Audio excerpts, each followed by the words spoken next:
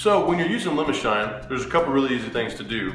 And this is something you can pick up at your local grocery store. Just a few bucks, you open it up and you end up with 3 packets of product.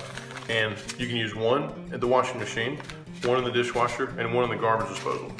With your garbage disposal, since we're right here at the sink, you're literally gonna break open the packet, you're gonna get a little warm water going in your sink.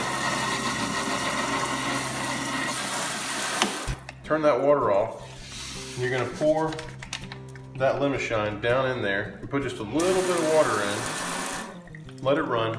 You're gonna let that sit for a little. So once you've got the contents in there, you're gonna run hot water at a slow trickle, and you let that go for about 20 seconds. Once this has been running, you're gonna reach down here and actually cut your disposal on, depending on where your switch is. And you're gonna let that run to kind of mix things up. Then, you're gonna shut things down, let this run for about 2 minutes, or let it sit for a couple of minutes.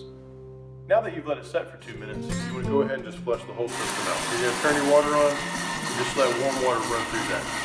What that's gonna help do is any soap buildup, any odor buildup in your sink, and in your disposal is gonna flush down the drain.